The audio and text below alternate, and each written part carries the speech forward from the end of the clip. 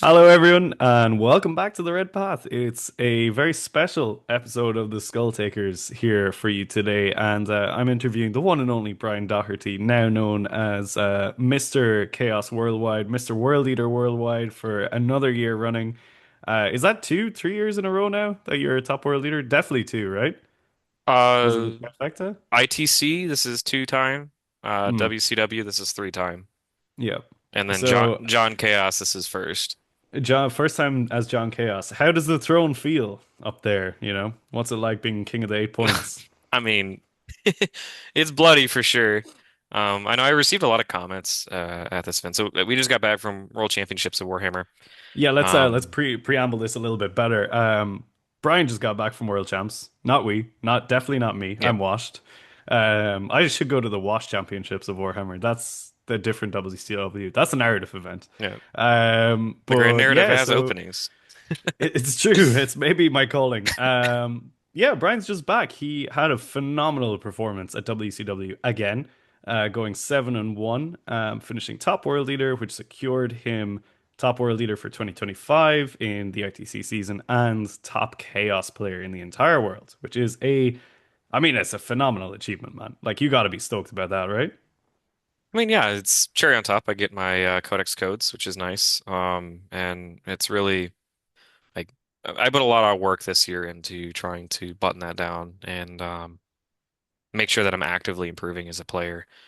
And I had to get creative with list writing, right? I had to get creative at events, and I mean, I was on camera and on stream a lot. Nova, Dallas, and some other like local majors to GTs. Like, it's just nice. Yeah. WCW is a really fun event to get to really push myself and test myself, right? And Mm. I've had a lot of success the last 2 years at WCW, and I was always like, how can I do better than 6-1-1? Well, because the first year was 6-2, last year was 6-1-1, this year's 7-1, and I really am like happy because I did not come into the event expecting to do better than last year, and I'm It's the really happy incremental to. improvements, right? What Yeah, is it next year? You said you're gonna, is 8-0 it go Shadow, lose undefeated Shadow. but lose in the shadow round or That something? I would do what Sam Pope did, where go 8-0 and lose in the Shadow round. Yeah, yeah, Um, nice. I love that. that's next year. No, I mean it's crazy, dude. Like it's super nice. I feel like I don't know. I feel like I've kind of been friends with you since, before you're on the channel, sort of seeing like you're not quite like the very start of your competitive journey, but definitely pretty early on. And like in that very short space of time, like going from where you were, which was still pretty high floor, to where you are now, which is pretty close to the top of the ceiling.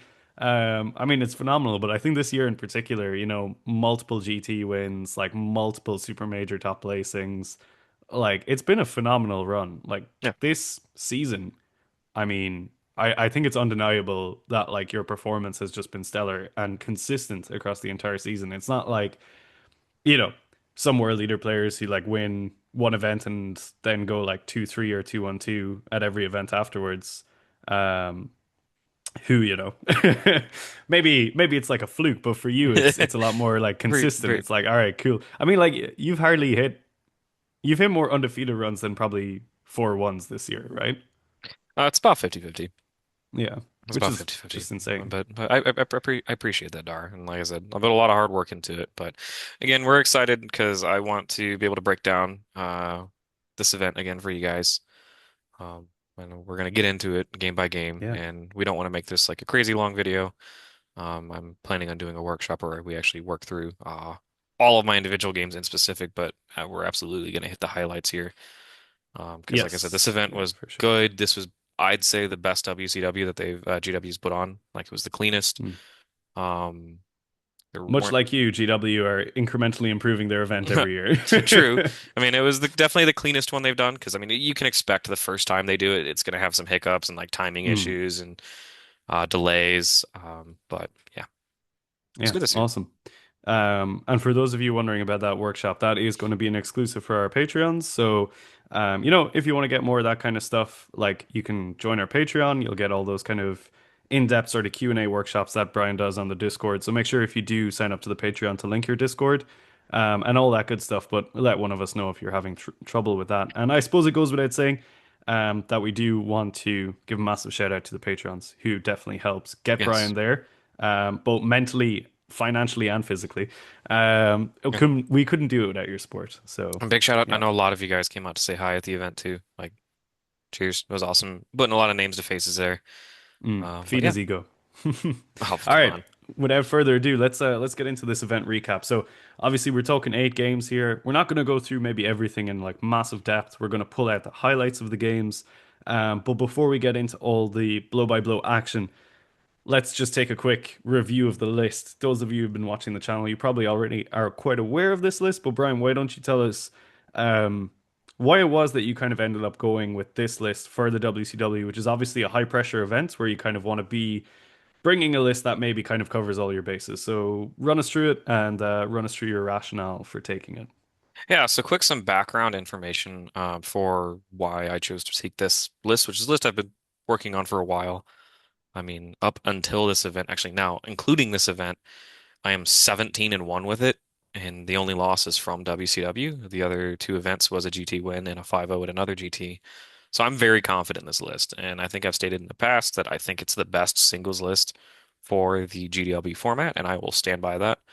Um, and if we're talking super majors, right, like my philosophy as a player is I want to have a key for every lock, right? I want to have every tool I need to be able to succeed and fight any problem that's in front of me.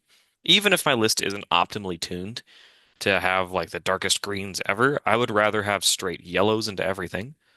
So I can minimize my reds, right? That because that's when we're talking about trying to go on an 8-0 run, like congratulations, Richard Siegler, for being the world champion.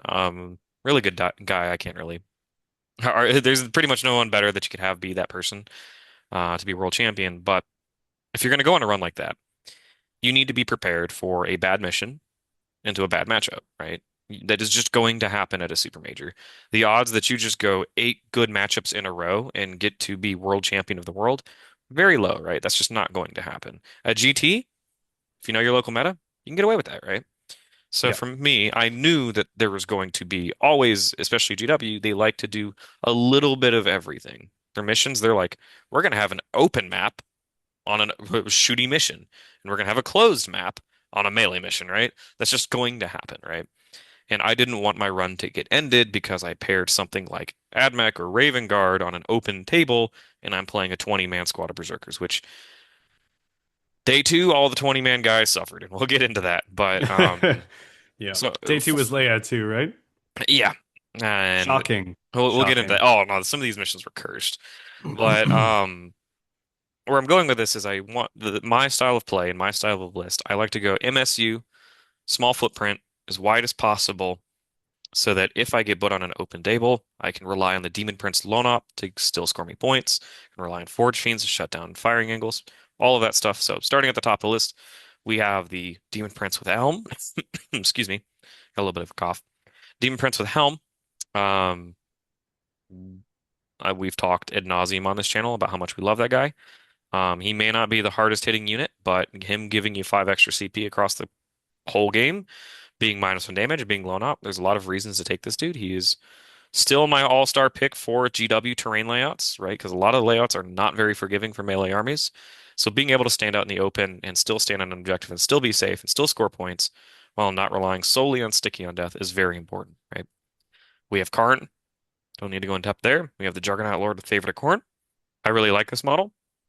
I like having access to Favorite of Khorne. If I haven't stated it already, I like to be very consistent at the table, right? That is what I care about most is consistent performance. And I don't ever like to roll my dice and say, dang, I hate these dice. I wish I had Favorite of Khorne. Like and I did use Favorite a lot this tournament. Like there were multiple games where I missed sustained hits, lethal hits, and flicked a couple dice and got it. And cool, good. I go turns like solid, right? That's what I want. And if we're gonna have Favorite of Khorne on something, it's either going to be on a Slaughterbound, in my opinion, or on a Juggernaut Lord. But And all of my testing, I found that I really wanted to have two Berserker bricks. I wanted to advance and charge up both sides of the table, which led me to Slaughterbound, or sorry, not Slaughterbound, Lord on Juggernaut. And the Lord on Juggernaut versus Mo argument came up. I found that I preferred a 10-inch moving Berserker unit, just to give me a little bit more threat range, and then 12 damage to attacks versus 6 damage to attacks. I mean, even with the rerolls and CP generation that Mo gives, I think the Juggernaut Lord just kind of edged him out barely on damage. It makes So, sense. Yeah. It's so that bit of extra kind of projection that you can sort of do like for free, for want of a better word, with the Juglord, you know, it's quite nice. yeah, and regardless of the GW layouts, there's typically always like there's like you would call it like the house, which is like your push ruin that you would go into. Pretty much every layout has that ruin, Yeah, there's one there which somewhere. is It's just about knowing how to use it. yeah, it's typically where you're putting Khorne, because Mm. usually that ruin isn't entirely safe either. Like something like Reaver jet bikes or another melee army, they can push into the house pretty easily, which is why you want the Rhino there because it gives you an extra bubble wrap layer of protection. But there's typically another ruin that you can hide behind, which is like your safe ruin, which is usually closer to deployment zone. That's usually where the Juggernaut Lord would live for me. He'd be a late game cleanup piece. He'd threaten advance and charge down the other side of the table. He's really good at slingshotting because he's got a dummy thick base. So yeah, I definitely would say that I would keep him in my list, even though I played on awful open shooting lanes this entire event. And because I wasn't playing a 20 man, it was significantly easier to hide him. So really liked him. Next up, we have the Glaive Slaughterbound. Um, Unit's insane. I mean, 11 damage for attacks. I know How people. much, what, as a percentage, how much of the game does this guy Oh, this kill? bit kills like nine. You know what? Actually, he kills like 100% of the game. This dude's nuts. Um, Yeah. there's an argument to not put glaive on him and put glaive on other things, but like I don't want. I want this unit to be a catch-all, right? The Mm. Slaughterbound glaive plus usually three Exalted 8 pound. We'll get to that in a second, but I want to be able to ingress this unit and have it kill anything in the game, right?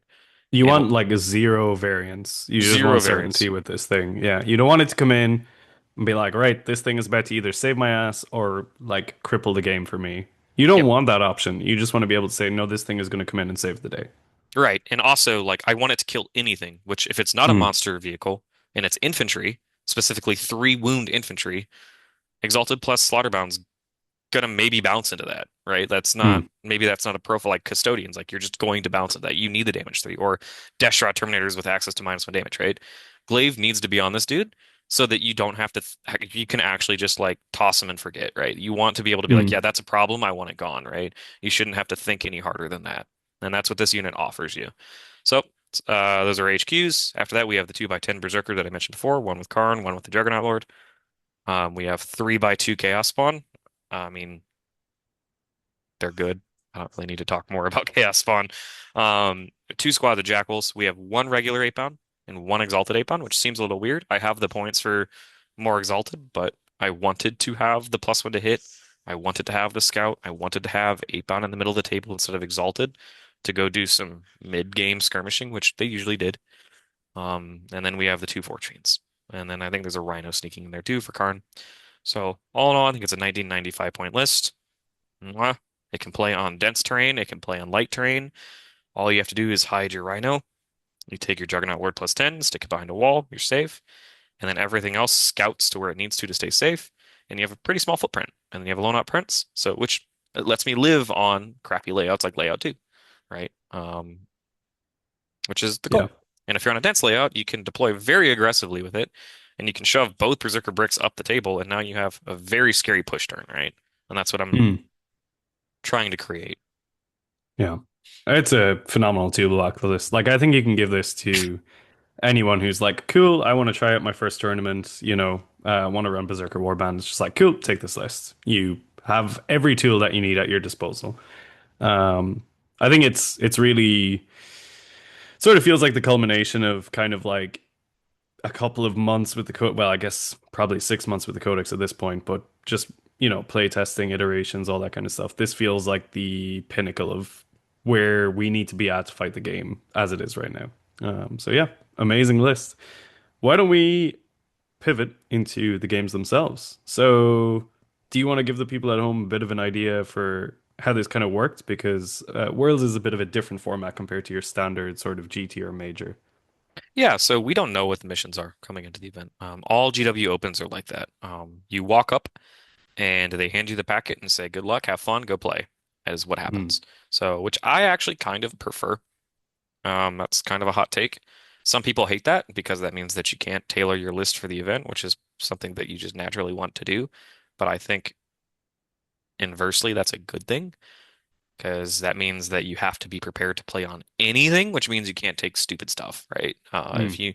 If you see the pack is going to be shooting gallery for days, you're going to take like the density of like gun only Tau would go up, right? Like there would be people leaning way more into skews, which makes for a less fun tournament environment, in my opinion. Because you want people to be prepared to play in anything, catch all rosters, right? Skews don't really like take off. You don't feel scammed, right? You feel like you need to actually build a well-rounded list. Like there's motivation to do that.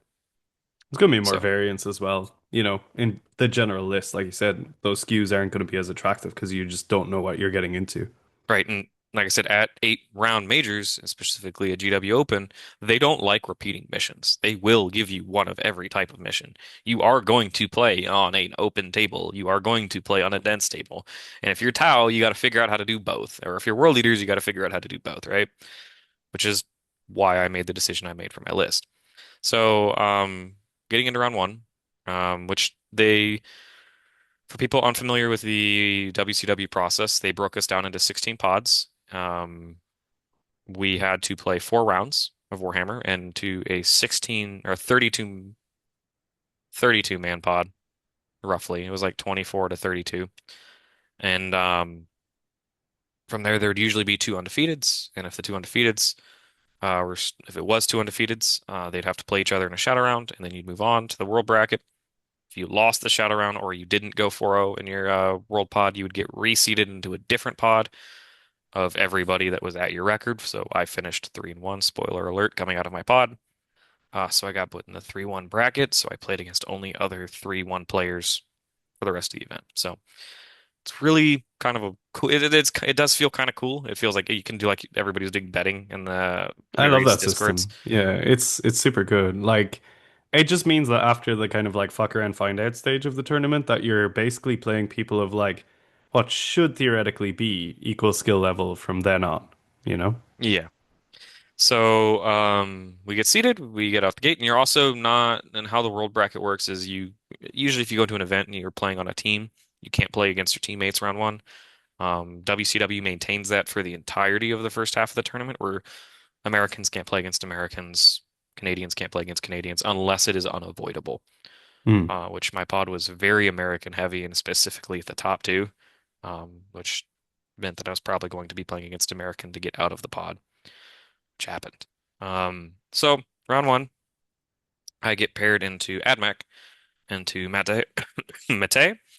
Um, he is Hungarian. He is Team Hungary, a WTC player, playing what I would argue would be our second worst matchup in the game. AdMech Yeah, is it's pretty rough definitely for up us. there. It's pretty bad. It's pretty bad. It's pretty cursed. But like I said, you have to be able to go through an event, and you have to get a little lucky at times, right? And I Mm. got blessed by the GW mission packet, and they said that we were going to be playing on layout 8, and they said it was going to be Purge the Foe, and I was like, Oh yeah, yeah, baby, let's yeah, the go. AdMech, right? Like, yeah, let's go. If I was going to be fighting AdMech Uh, on anything, that's literally the exact type of mission that I'd want to be doing it on. mm.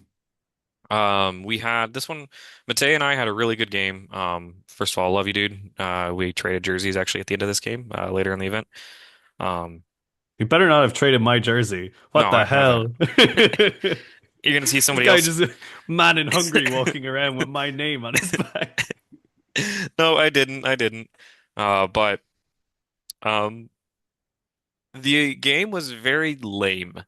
I'll say that. Okay. Not lame as in it wasn't interesting. Like it was a very interesting game, but Mm. like he committed a 90-point trash unit into me, and I responded with spawn. Mm. And then he committed a 90-point trash unit into me, and then I responded with spawn. And then he Mm. committed a 90-point trash unit into me, and I committed a spawn, and we just stared at each other. It hit turn 4, we were about tied on points, and he was out of screens finally, which is You usually want to take that matchup a little slow, right? Because that's the worst thing you can do is overcommit into it because you're going to bounce. You just totally lose, yeah, if you do that. Like all your good stuff gets picked up, and they're like, "Cool, I've Because he, got nothing to worry about anymore. Off we 'cause- go." yeah, because he had that scary Cataphren unit, which Hmm. overwatches on fives, and it's like 24 shots, lethal hits, with like AP 4 damage, like 3, I think it was damage 3.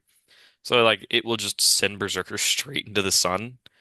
Yeah, I eventually commit on him. I decide to just shove pretty much my whole army at him on turn 4 because at this point I want to score a kill more. I want to kill more of his army. I want to set up. The other thing is like he only has one of those units. So if he just sends one of the Berserker squads straight into the sun, the other one gets shot at and gets to Blood Surge, right? That's the idea. If you drip feed the Berserkers, he's just going to one-shot them both, one after the other. Then you don't get to Blood Surge at all, right? So in a situation like that, or if you see your opponent has enough firepower to pick up one brick but not two, that means you want to send both at the same time. You're going to get a lot more value that way. That's what I did. And I roll up with Karn plus 10. And I have this cool slingshot play set up where I'm going to actually be able to touch the breachers, the Cataphrone breachers, and I'm going to be able to kill like 10 infiltrators, and I'm going to be able to kill another trash unit. I'm about to kill like 4 units with just Karn's unit. And it's a 5-inch charge. I roll a 7 or an 8. I think I roll an 8, which is a little sad here. He overwatches me, shoots his plasmas at me, and he only had 2 breachers that could see me. They both shoot, they both hit, and they kill a couple berserkers. Whatever, we're cool. We have 8 berserkers plus Karn left. Plan is still intact.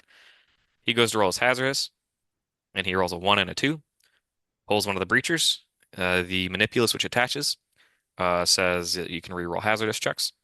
So he rerolls the 2 into a 1 and pulls the other breacher, and it becomes a 9-inch charge. And I fail the charge off of a 5.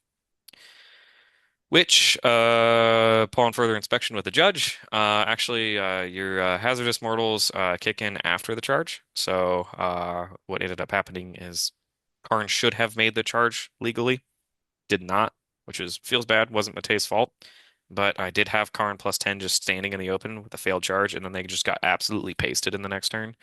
So I was essentially playing the game with a 1,500 point army, which felt really bad. It felt really, really bad. Game got a lot harder than it needed to. I think I gave him kill more off of that because I didn't kill anything, and he got 2 kills, and Karn flipped back up and he got the third kill. So it's just No, like my I was just boy. like I was just like no. But I was able to play really lame.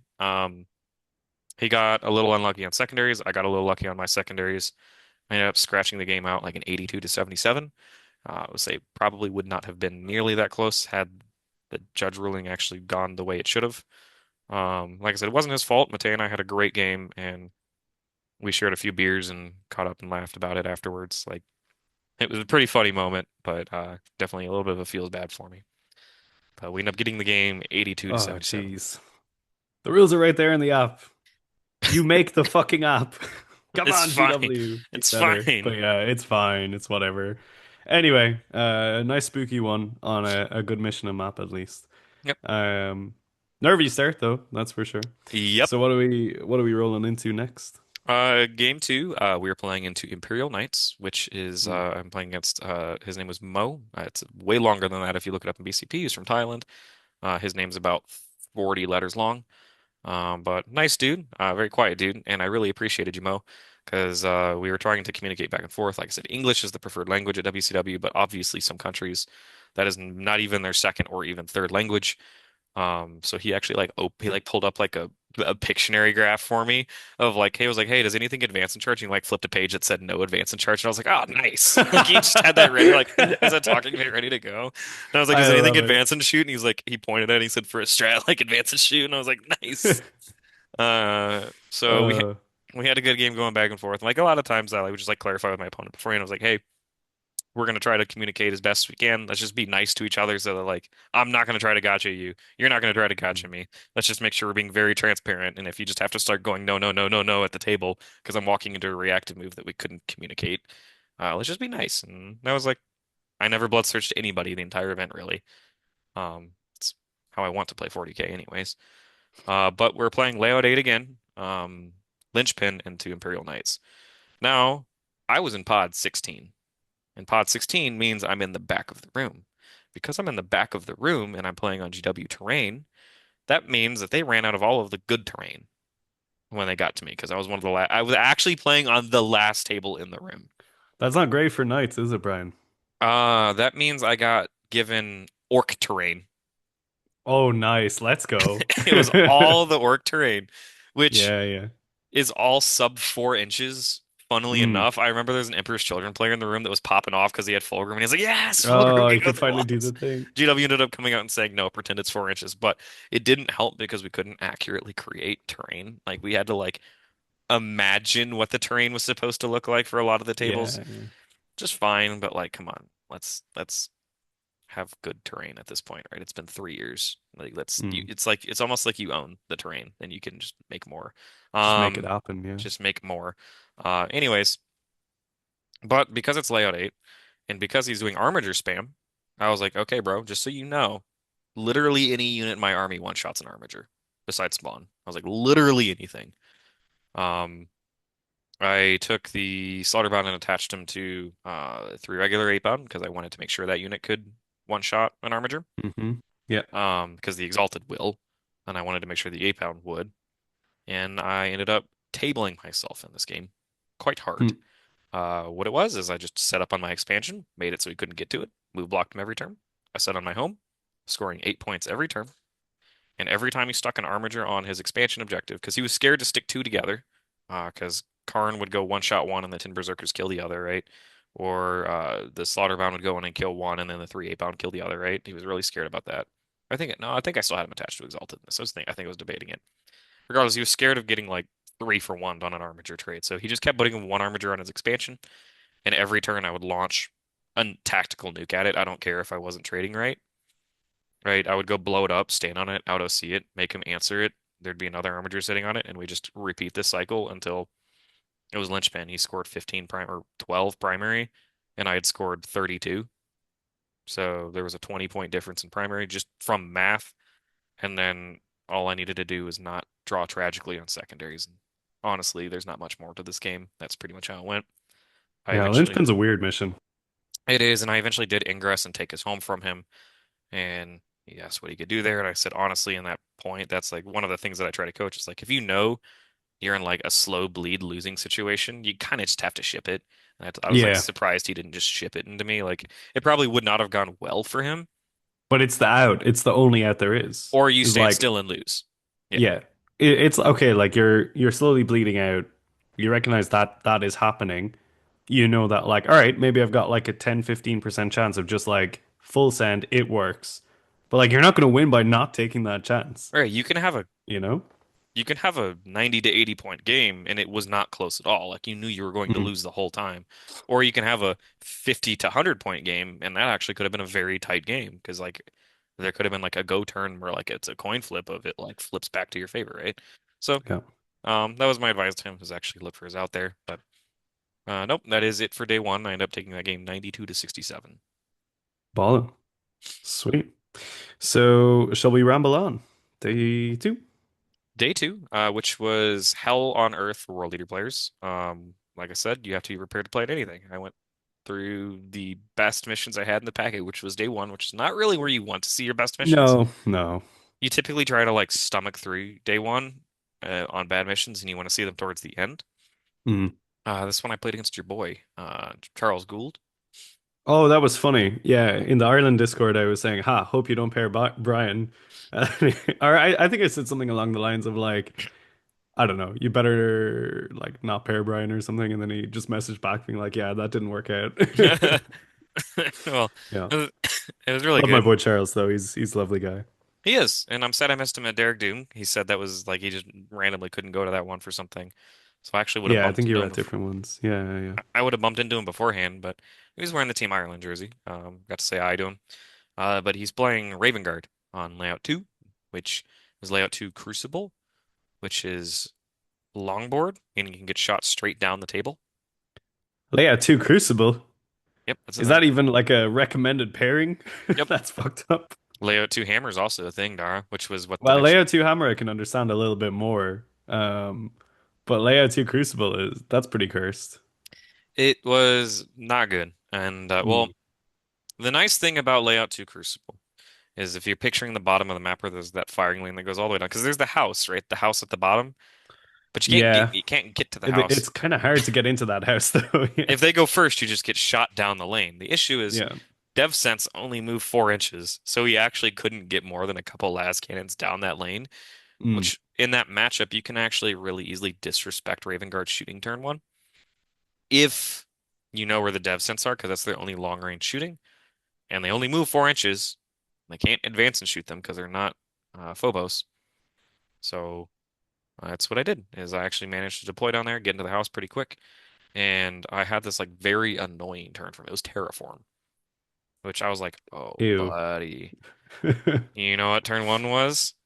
Mm. Spawn Terraform, spawn Terraform, spawn Terraform, pass turn, The and I was just classic like, and I was like, Raven Guard's an uppy downy army. They don't want to be doing on actions. That points. is not Yeah. an army that wants to be doing actions. And I think I kept all three of those objectives terraformed for 5 turns.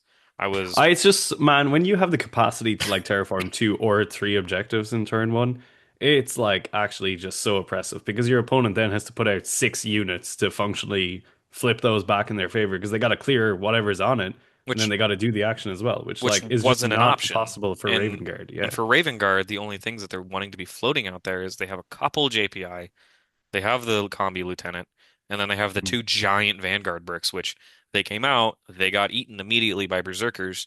And then I just looked at them again and I was like, I have sticky on death now. You have no melee units left. You're officially uppy downing to shoot me to death. And that was pretty much all she wrote. Like there was I the classic Raven Guard thing of me almost getting tabled happens, which is how that matchup eventually goes. It's how any of the uppy downy matchups go. It's like you're a dog chasing a mail truck, you're trying to catch the mail truck, right? But you're never like I feel like the loss condition for world leaders is trying to catch the dev sense. You're never Mm. going to, unless they majorly mess up. But you also don't need to You don't in need that to. matchup. No, you Yeah. don't. You're going to die, and that's okay. Because if you kill all of their stuff that stands on objectives, they uppy downy and kill you. Cool. Sticky on death. And you just sticky on You death just your way get to your win. primary. Yeah. I also found that the plasma interceptors do not kill the demon prince on average. They don't really. Well, they only have 18 shots. Mm. They don't have sustained. They're hitting on threes, re-rolling, so they're gonna hit you like 16 times, and then they're wounding on fours, re-rolling, so they're gonna wound you like 12 times, which you save six. You're alive at four, Mm. right? Or save six. Technically, you're like kind of dead there, but it's like scammable. Like you can live that, but if you can find that squad and get rid of it, then you can get rid of a couple of Vanguard vet squads. And if your Demon Prince just sits in the middle of the table, he's untouchable for the rest of the game. Because the dev sense aren't have to uppy downing and come on the side of the table. He's lone opt in the middle, so he's not getting shot. So he's kind of just like this weird bully in the middle of the table that walks out mid game. As long as the plasma scepters are gone. The thing is, I don't mind trading him for the plasma scepters too. Because as soon as you can get rid of the plasma scepters and both Vanguard bricks, and you make it be just the dev sense, I actually think this matchup isn't bad at all. Like, you just present yourself in the middle of the table, kill all their melee assets, let them shoot you to death while you're standing on circles, and you will win. Especially when it's Terraform. So, Yeah. Terraform's pretty particularly rude in that matchup. But yeah, nice. final score is Love 100 to it. 61. We had a good laugh about it. But yeah, It is what it is. You kill the only Irishman at WCW. I'll never forgive you for that. I was rooting for him the whole time afterwards, though. He's my tiebreaker. He was my tiebreaker because it was OGW. So I was like, All right. let's go. I was rooting for him the whole time. Oh, I owed him Nice. a beer that I never bought him. I'm a bad person. Next Derek Doom, Um, man. Pay it back. next Derek Doom. Alrighty. So we're on to number four. Number four, right? So we find out based off of how our pod um, was going, we would not need to do a shadow round, assuming a Mm. couple of the tables went the other way. So I was happy because only two or three pods didn't have to do a shadow round. So this was functionally the finals of my pod, which is lame because the shadow round was my best mission. I get paired into Drukari, Witch Cult, Steve Trimble on Terrain Layout 2 Hammer. And, Eh. Yuck. and I had to go first in this one. Because sometimes you can say, okay, whatever, I'm going to deploy where you can shoot me on that bottom of the map. Because if I go first, the Rhino gets to jump and be safe. I was like, if you only have a couple shooting assets, which this army did, you can be like, okay, the Fortune, they're just going to shoot back when you pop out to shoot me. Also, Drakari hits on fours. I could pop smoke for free and make you hit on fives. and I'll have cover, so you're going to be AP2. That was the plan. He only rolled fives to hit, so the Rhino got blown up instantly. And I don't know who's out there spreading this propaganda that Drukhari is a bad codex. You're just straight up wrong. And Oh, whoever they're thinks so wrong. and whoever That think codex is incredible. whoever thinks Drukhari is bad just has a poor assessment of the game. I'm going to come out with a hot take right now that I think you just an army that has near infinite movement and incredible lethality at a dirt cheap price. How is that bad? You cannot tell me that that is bad.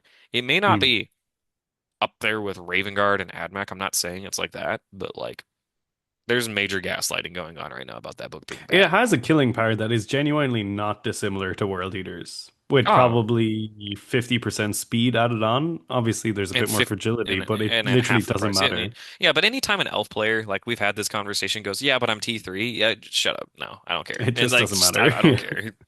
At this point, we're at the end of the edition. A power armored marine is just as durable as a three T3 one wound elf. Like In some whatever's cases, killing one not is even killing the other. because it's like that shenanigans with the two wounds on the Exarch and then the one wound on the And then rest they of the have squad, and and they actually have invulns, and we don't have invulns. And let me tell you why that's oh, important.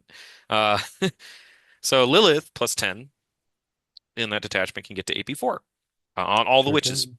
They have access to 1 CP lethal plus 1 AP. So Lilith plus 10 come banging in, lift 10 berserkers, no problem. You fight on death. Obviously, you're going to kill them all back. And you're like, wow, that we just killed each other. And you're like, how much did your squad cost? And you're like, oh, half. And then they Hmm. do it again because they have Succubus that has an enhancement for plus 1 damage, plus 1 AP. And it's like 7 attacks, sustained hits, full And rerolls to their hit. succubi are all Moes as well. Yeah, they Like get they have full this rerolls to hit. exact same roles as rules as Mo. Full rerolls to hit and wound with 7 attacks. If you have a character, they also gain you a CP if they kill a character. And it's an AP4 damage 2 unit with 5 more girls attached that are going to be AP3 with like 30 attacks. And those 5 girls are Hmm. 45 points. Like, and you're just like, oh, I'm going to fight on death and kill you. And you're like, cool. I have like 5 more. It's like Squidward with the clocks meme. Like you smash a clock and there's like more back there. So, Yeah. we really struggle to trade into this army. The Reavers, move block us really well. The shooting's like really annoying, especially on layout 2, because I can't shoot back because the mandrakes are just not mandrakes. Scourges are just shooting down the side of the table. Shoot and scoot. He got first turn on me. He managed to lock me in my deployment zone. The one thing I will say that army sucks at killing is the Demon Prince. That dude just stood in the middle of the table cleaving. Like all he had to do is make the Melta Lance saves, and he was good, which is what he did. He was a good boy. He made every save. I made sure to announce that I'm good at the game every time I rolled a 4 up. That's just a sign of skill. Um, Otherwise, he would have been cooked real fast. Those heat lances are Oh yeah. scary. But we managed to live through all of that, push into the middle of the table. My fight on deaths are popping off. I did a lot of tried my best to dig myself out of this. It ended up being turn 5. It was Scorched Earth 2, which is if I'm going to get jailed, fine, because that means he's not going to run away with primary. I made it like a 2 point game. Like it was like 71 to 73. But I had a Hail Mary to win the game. It involved a Forge Fiend killing a Raider that while I was hitting on fives on the other end of the table where I did not have rerolls or rapid fire, so I was just like 3D3 hitting on fives. Ooh, Um, that's pretty ballsy. I also had to bang a Hmm. 9-inch charge in the same turn, Hmm. which none of those happened. I ended up losing the game 73 to 59. I think this matchup's cursed. I didn't even talk about what the rest of it that makes it cursed. So, in addition to all of the AP4 45-point witches running around, there's also 2 CP auto Edge fight. lords on hoverboards. Let's Edgelords talk on about the edge getting lords on to we're getting hoverboards. to that. I got to talk about the 2 CP fight on death, auto fight on death that they Can we have. talk about the chart? This the most like I'm getting probably to one of the that. most insane I'm stratagems I've I'm ever seen printed. I'm getting to that because the edgelords are important for this part too. Hmm. Um, 2 CP when you at the end of your movement phase, At they the end of your can opponent's so the that's World the Eater end of player's your movement movement phase. phase. If John you World end Eater is within playing. 9, if you end within 9 of within one of their witch units, which is their whole army, spoiler alert, they get to charge you, which means they're going to fight first. It's not even like the best part about that stratagem is that it is at the end of your movement phase. because you have full information. You can't just be like, I'm gonna put this thing out here. Are you gonna reactive charge it now and try and bait it out? It's like, nope. I gotta put all my cards on the table so they know everything and they can screw me in just the right way possible. Yeah, so And it is nightmare fuel. in the army Dude, also did has a I tell you? I think I told you about the first time that it happened to me. It was like Lilith and Ten went into Karen and the boys, and they just pulled out the pistols in the shooting phase and executed like six of the squad. And I was just like, that is actually one solution to the problem. pistols are dangerous to them though. That is true. Yeah. But when you combine that with the fact that they have Lilith with fights first, and they have another succubus with fights first, and they have two CP auto fight on death, right? It is a nightmare to navigate the fight phase favorably into this matchup. In Mm. addition to that, he's running 25 Hellions, two 10-mans in reserves. I think they have three attacks each. They can pain token for an extra attack, extra strength, so they go to four attacks each. And in this detachment, they can get a fifth attack. That is 50 attacks at strength 5, AP 1, damage 2, sustained hits lance. And if they do that charge you strat, that counts as charging, so they get their lance. It Army's good. I'm not I know complaining it's about not it. I think it such has a bad big matchups. problem for Like, you, but I've been playing this matchup exclusively in Goretrack, and when they use the drug to make the Hellions toughness 5, I am just like, I can't even fucking kill them now. Like, that's the worst part when you go into a Drakari squad and you don't kill it. It's just like, which, oh God. but I don't know. The army was so cool. It made me go to the Warhammer store afterwards and like really eye down that Battle Force. They had a Battle Force Drukhari Mm. box, and I was just staring at it, and I was like, Oh yeah. For the record, I want to say this army is cracked, like super fucking good, but I will lose to this army 100 times over losing to standard Eldar, Aspect Warrior, whatever or crap. at least they have to It's so commit. much, it's so much cooler to lose to like, Yeah, it was loads of witches just like running your boys in over and chopping them up. in the whole game. I was just like, damn, this looks fun. Like it looked Mm. fun. Like I want to play Hmm. that. I want to play that army. But I end up losing that game 73 to 59. I think that matchup is cursed for world leaders. It is, especially because it has 20 units too, like crazy high unit count, Yeah. and they can just like out trade you. The only way out of that hole is obviously you have to rock fight on death, hope you roll well on your fight on deaths, combat trick, try to 3-for-1 them, and honestly try to get a little lucky on your Forge Fiends living things. I Um, also just like use your gun. Like in that matchup, actually use your pistols, use your rhinos, combi bolters. Like they're gonna do a bunch of work, you know? yeah, but they have to be alive to do that work, and my Yeah. Rhino died a horrible death. But yeah, that is the end of day two. Fair. End of pods? End of pods. So I go 3-1. A few of my other friends, Folger, of course, makes it out of his pod. Conan goes 3-1 as well, so I'm in the same pod as Conan. But now we're going into the World Championship bracket where you can actually pair other Americans now again. And now I'm playing for clout and best in faction. That is the goal now. Sweet. Okay. So we are moving on into the, I suppose, main stage of Worlds, out of the Yep. pods into the latter half of the tournament. Yep. So you're in the 3-1 pod, a prestigious place to be, playing for all the good stuff that we want, It's best in world leaders and all that. So why yep. don't you run us through it? Yeah, so now we're in the 3-1 pod. I get paired into Travis Morton. Today's missions are going to be on played on terrain layout 3, which is a blessing and a curse. Because it's search and destroy terrain layout 3, which is like nice. That's good. Yeah. You get to stage in the That's middle of very the good. table and your opponent just gets to watch. And we were playing Hidden Supplies, which is actually one of my favorite missions. It feels like there's no feels bad on it, and it feels like as close as you can get to like take and hold and linchpin while still being different, but still Mm, within that like we're playing fair 40K. And like yeah. linchpin's nice because it's tactical because you get to like your home objective actually has way more value than any other objectives, right? Take and hold's just vanilla.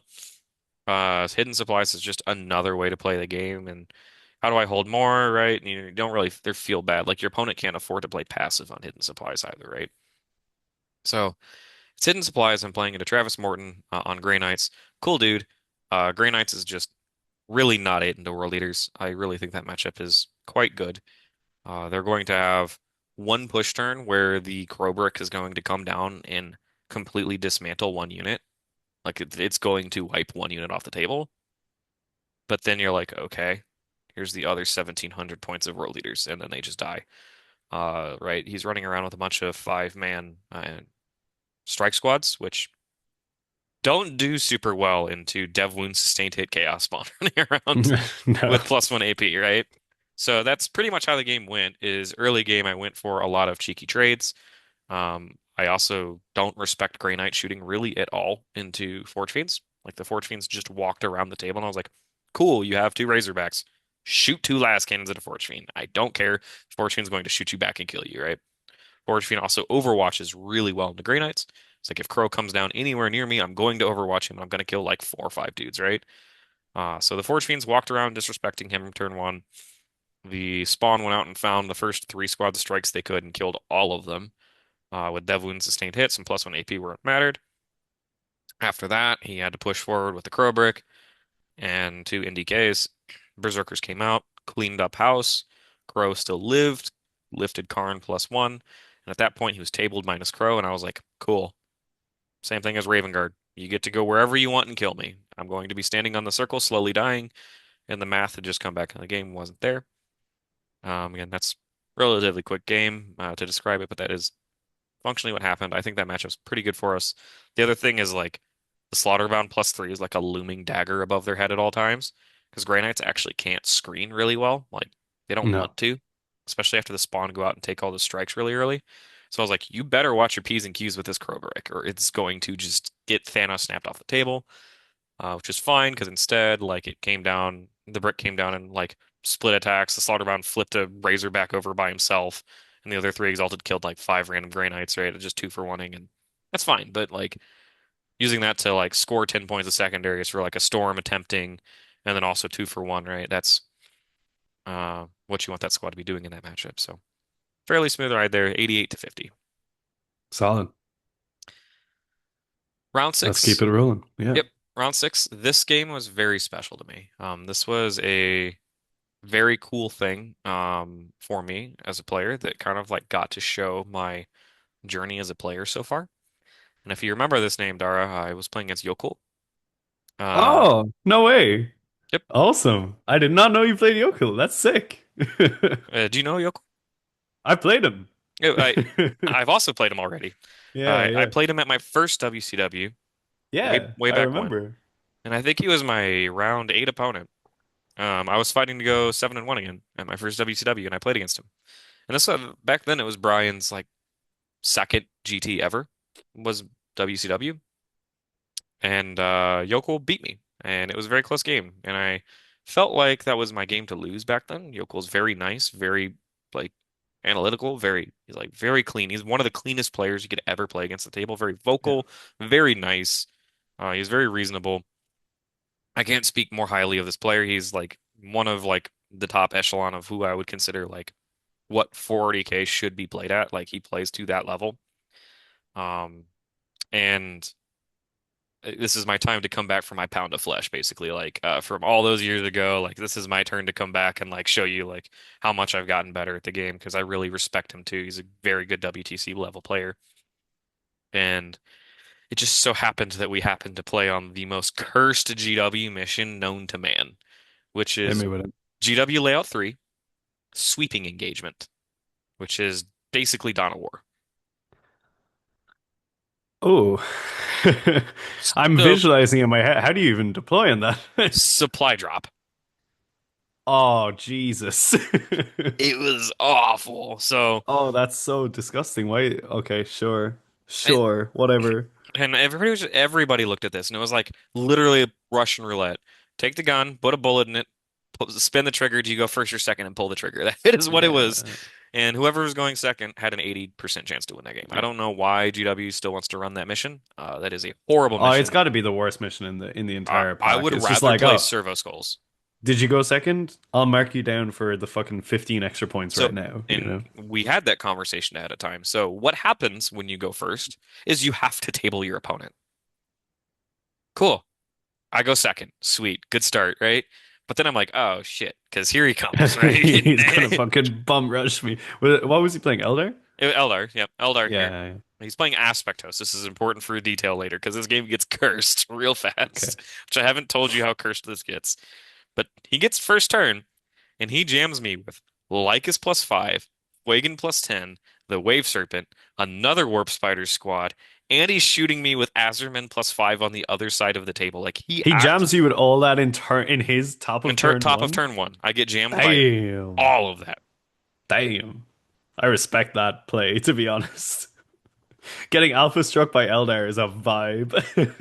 Because the other thing is like Eldar's like a shooty army, but it's not. Like terrain layout 3 is sweeping. You can't really hide anywhere, but Eldar Yeah, can't really take advantage of that, right? They have, in terms of long range shooting, the Wave Serpent has a las cannon, and that's it. Swooping Hawks are a 24-inch range. That's not really, I they're guess if they're shooty, but packing that's Dark not Reapers, but shooty. that's it, He wasn't. He wasn't playing any Yeah, Dark Reapers. So I was actually like, you know what? I'm actually fine with like playing a little bit in the open against Eldar. Because honestly, if they want to find you and shoot you, that was going to happen anyways, regardless of the terrain layout, which is what happened. sure. Because we're playing on functionally Dawn of War, and the Wave Serpent moves 23 inches, and I was like, cool, you're gonna find me wherever you want. Like I'm not even going to try to hide from it. Um, so I told you he sent all of that at me.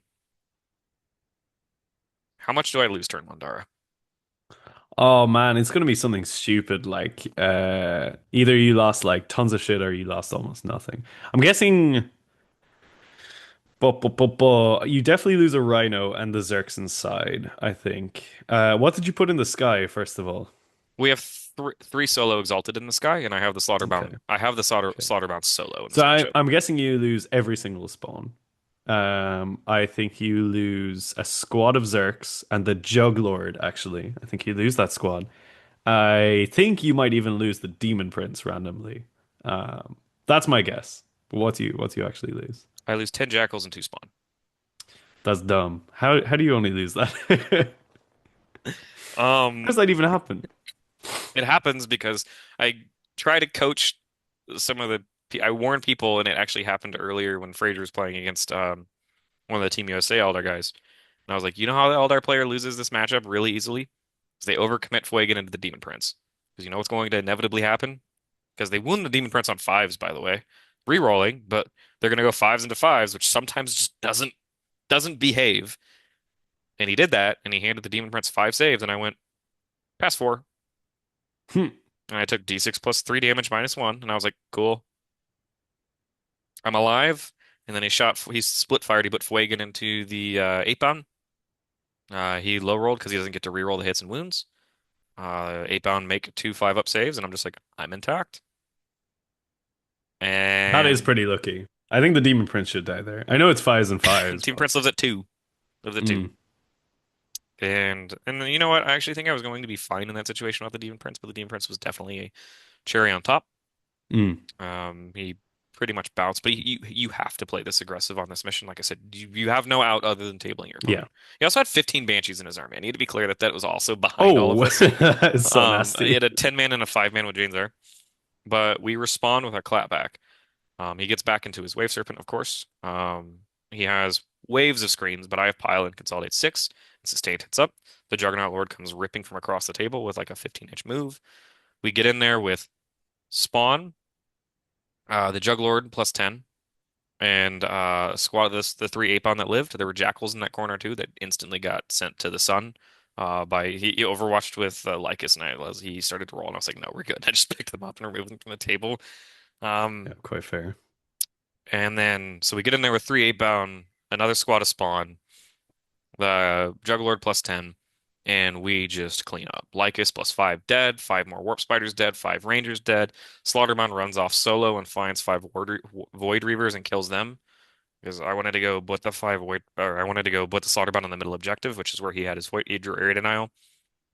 He was standing there. Slaughterbound went into the middle, flipped them over, and I was like, cool, now I'm threatening a sticky on death. Come step in front of a Forge Fiend, I dare you. And then we kill everything in that corner, including the Wave Serpent, except for Fuegan. Importantly, this is Aspect Host, which does not have fallback shoot and charge, like the other detachments. So I just poke Fuegan with 1 Berserker, pass turn, and then it goes into my turn, or it goes into the top of his turn, and I roll. All right, here's 5 undeath sustained hits. And all the Banshees are just sitting there like, ooh, like do they commit into the Mm. 10-man Berserker squad? Fuegan falls back, because has to fall back.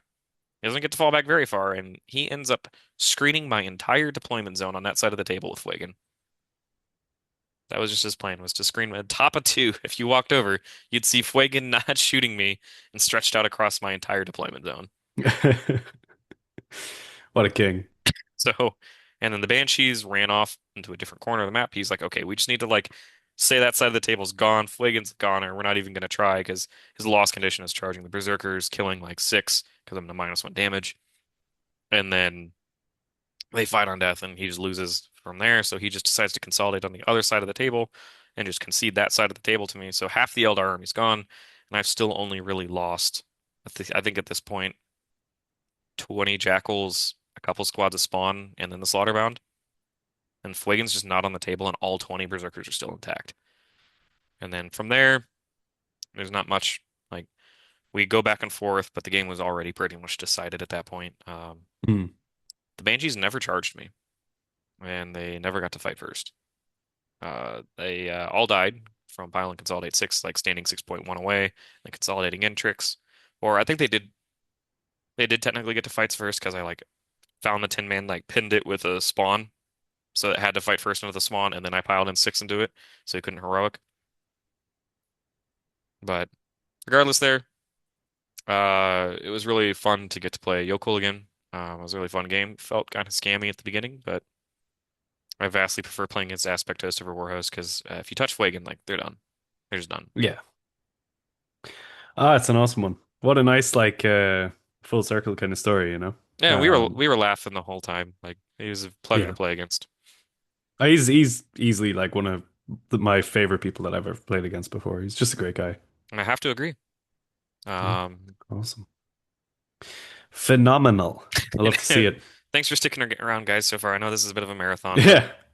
But we're hey, we're getting there. listen, people want to hear the WCW story, you know? It's a great tale full of exciting tidbits of I said, Ryan's lore. and if you want more details and you want more insight, please feel free to ask questions in the Discord, right? Because we're just trying to Yeah. get through this as fast as we can. So Yes. on to game seven. So the penultimate game. Are you sensing your rise to the Chaos Throne beckoning? Oh yeah, at this point I'm just like we're like one game off away from like probably having best in faction unlock, Hmm. and then also like one game away from securing ITC Chaos. So this day four, although like I'm already 5-1 at this point. Like if I win one game, like it's going to be euphoric. And I got to play against Matthias Osling from Sweden. He was playing Emperor's Children, and he's basically playing John Lennon's list point for point, which was triple wing Demon Prince, triple noise marine, double infractor, just good stuff with a Hmm. Mauler Fiend. But we got put on GW layout one, The Hammer, house. the house, Hammer Anvil, which if you've ever seen Nice. that one, all three objectives are in the open. Oh, I know that. I know that layout. You had a great time on that one at Dark Doom, remember? Forge Fiends. Forge Fiends into Emperor's Children on that layout is not where That's they want to so be. vile. Yeah. It's pretty vile. I was like, oh yeah, sure, keep putting your five Marine bodies in the middle of the table. It's going to go great. Hmm. So the game starts off really skirmishy. He gets to go first. He puts a cacophonous in the middle of the table. I draw Bring It Down. I'm like, great. I was like, Bring It Down and secure No Man's Land, which is like not great for me because that means I have to put A, if I want to, my expansion objective he wasn't standing on, which you obviously want to stand on your expansion objective. So I'm going to go stand on my expansion objective. B, I need to shut down his scoring, right? Which means he's standing in the middle of the table. And if I want my Bring It Down, it's at the top of the table, which means I have to have three different units on three different middle objectives, which is not good.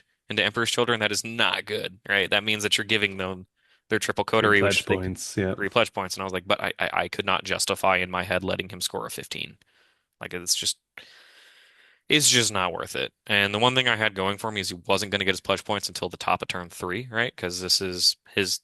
We're going to be going into two. He's going to pledge. He's going to kill me. And then when I crack back, he's not going to get your pledge tally to the next turn, so he's going to get it at three. So I sent it, right? Forge Fiend without rerolls, walks out, shoots a Rhino from across the table, does 6 damage still, which is nice. Two Chaos Spawn roll up and just flip the Rhino over. So I get my bring it down, which Nice. felt really scammy. A Lord Uh, Cacophonous in the middle of the table. The other Forge Fiend got an angle on shot at. Somehow lived, even though I had rapid fire and rerolls. Spawn go charge into it, and it still lives at one wound. Is what it is. But I keep his primary down. I did give him 3 pledge tallies, and then from there, I was like, okay, you're gonna get your pledge tallies. And the thing about that is, he has what I just said that I had to do, which was commit 3 things. He also had to do he that. now has to do that. Yeah, yeah. So, which I was like, cool. I basically baited him into a go turn. I threw down the Slaughterbound +3 on an Ingress, and we just shipped it. He gave me a bunch of trash to go after, which I just cleaned up with my trash. The Forge Fiends walked out and picked off the trash. Demon Prince went in, charged trash, killed trash.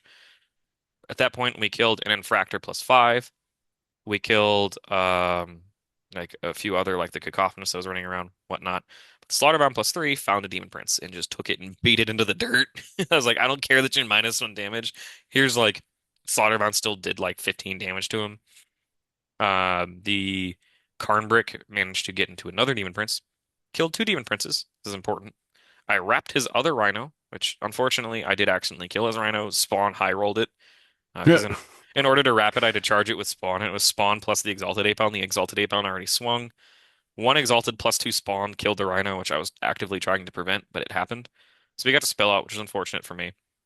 On his clapback turn, the third Winged Demon Prince, which ingressed, charged the Slaughterbound +3 Exalted, and they fought on death and pretty much killed it. Nice. So the Slaughterbound got 2 Demon Princes out of this trade. So he was down all Demon Princes, down all melee assets, and it was just Noise Marines left. He walks 6 Noise Marines plus a Cacophonous on the top of the table, unloads into just my lone 3-man 8-pound squad, and does 0 damage.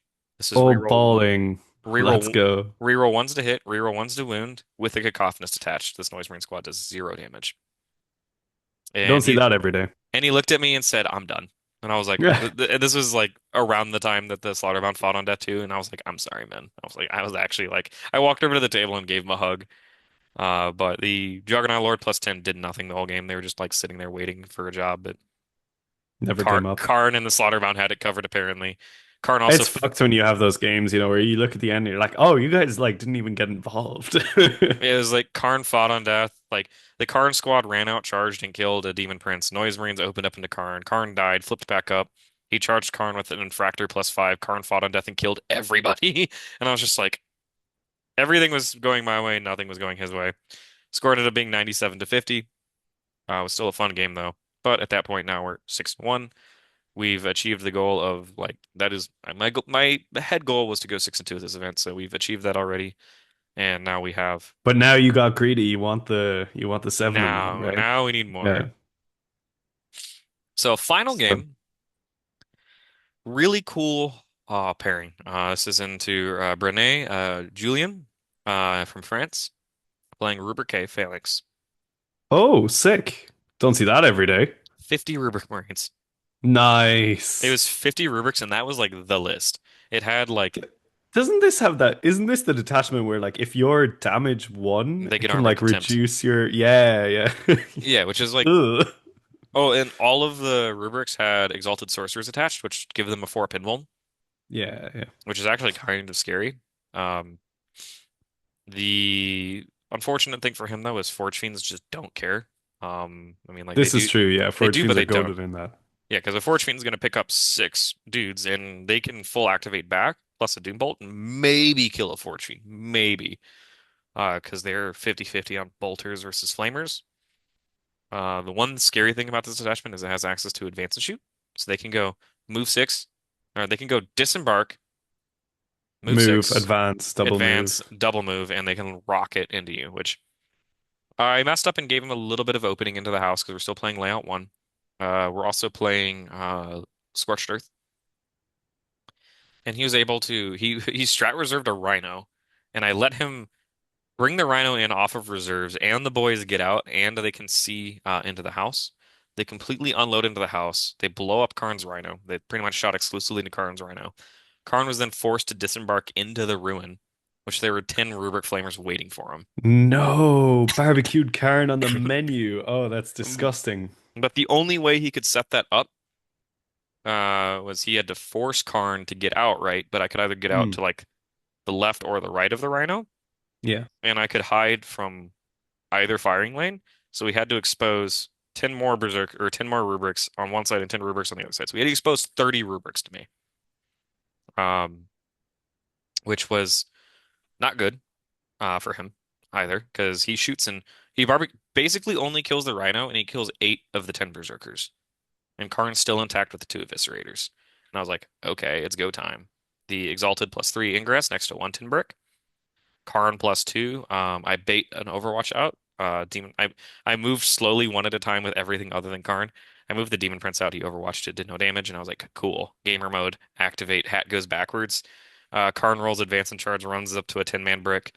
2 spawn plus a Flourish Fiend go to another 10-man brick. Slaughterbound +3 go to another 10-man brick. And the plan here is just to kill 40 Rubric Marines this turn, right? Um, that was the plan. I had no CP.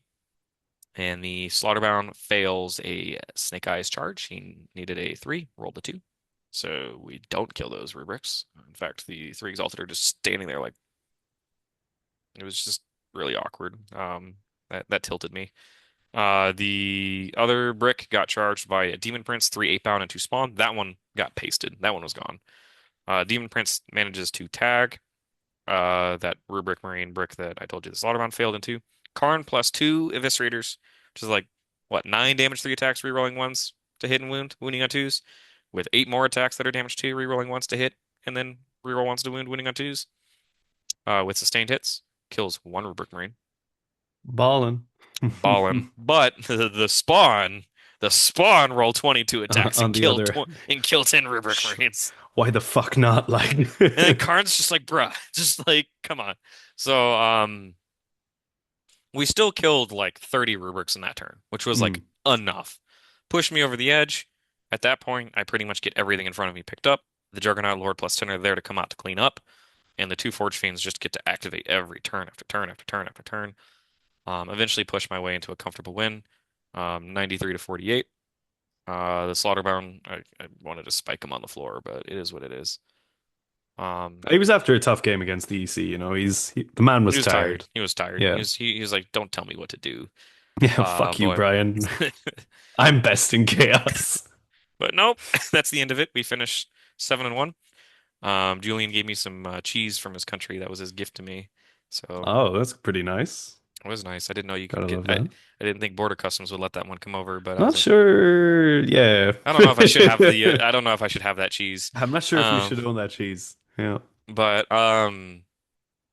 yeah. So that was the game. Event's Hmm. done. Richard Siegler's the winner. I'm 7-1, which I think got me 19th place.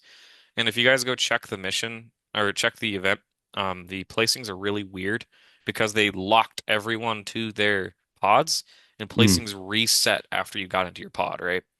So Sam Pope, for example, is 8-0, but I think he's placed lower than me, even though I'm 7-1.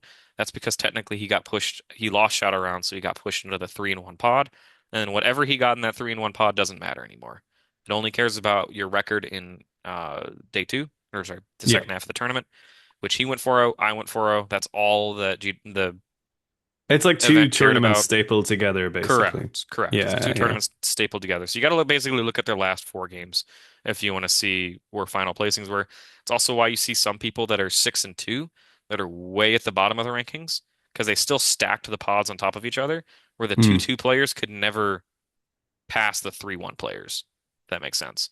So Yeah. there were some 2-2 players that ended up going 6-2 that are But you beneath might have players someone who's like gone like we'll three say and like one that's now three and yeah, yeah, five. Somebody's yeah. 3-5 is higher ranked, which I mean that makes sense because their games are technically harder since they're playing against better players It's and they it's don't get very to hard to escape know that. like what the value of those games are, you know? Right. Like Like is someone who's playing in the we'll say 0-4 bracket what that's now the 4 and two 4, right? yeah, what does that mean Or versus the someone who was in the 2-2 bracket and lost all their games? right or someone that made top 16, won all their pods, won Shadow Round, who is now 4 and 4, that person exists.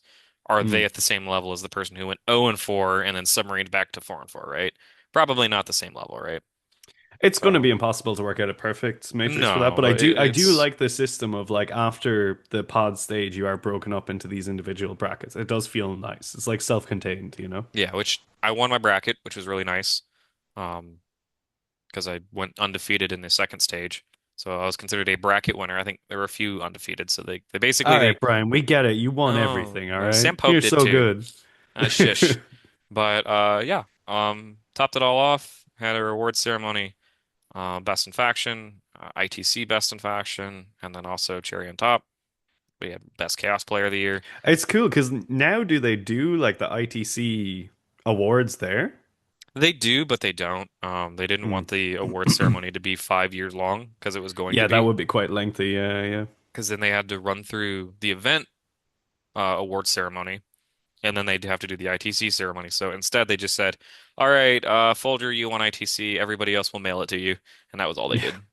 that's So, totally fair. and I was like, Awesome. "Yeah, valid. There's like 28 factions or something." So, It's gonna take so long. Yeah. So that was WCW 2025. That is the end of the ITC season 2025 yep. with Brian reigning John World Eater, reigning John Chaos. Who will topple him from the throne? Will it be me? No. Well, it's Will it going to be be. someone else? I can tell you right Who now, knows? it's open because next year I'm definitely not going on the singles run that I did this year. Can we get the clip from last year where you said that as well? Yeah, I'm kind of a liar, but this time I'm actually committing. I mean, Can looking we also get forward, the Sure Jan gif coming up in sure, Jan. response to that? This year I'm going to be trying out for Team USA. My goal and my eyes are set on team events, which team events do not give the same level of ITC points No. as singles events do. So I'll be shocked if I'm able to hold on to it for a fourth/third year. Maybe I'll play Eaters at WCW again if I manage to go. It may be in London. I do see myself traveling to Europe a couple times minimum next year. So we'll see Another if Dairy that's in the Doom cards. and an LGT, maybe?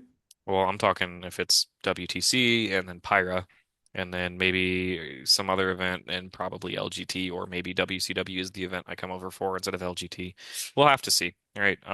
But as far as traveling at home, pretty much whatever's local plus Adepticon is what I got my eyes on.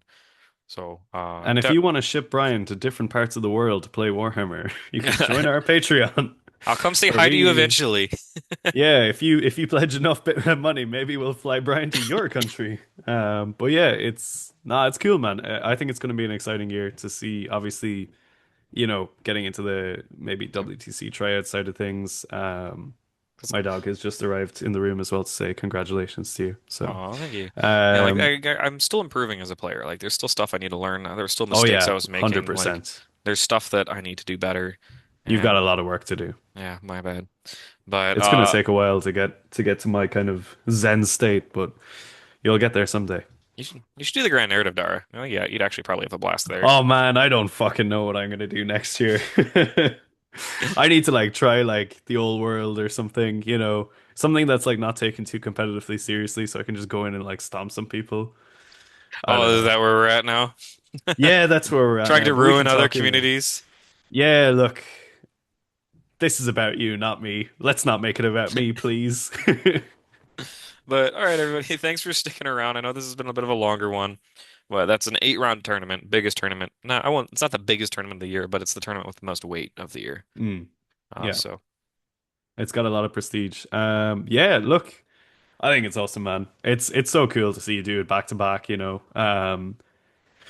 What more can we say other than like you are the world leader man? Yeah, what a journey. What an incredible event and what a performance. Congratulations. And everyone in the comments down below, give Brian some hype. This is like a serious achievement. So make sure you let him know how proud of him that you are because I am almost proud. what We're do we're I close. what do I We're need? What close. do I need? Just, not to go like X and one at a small Irish event. That would be good. That'd Right, be pretty good. sounds But yeah, great. let's pack it and ship it. Until the next one, folks, I've been Dara. This has been Brian. You've been watching The Red Path. So stay healthy, stay safe, and kill Main Burn.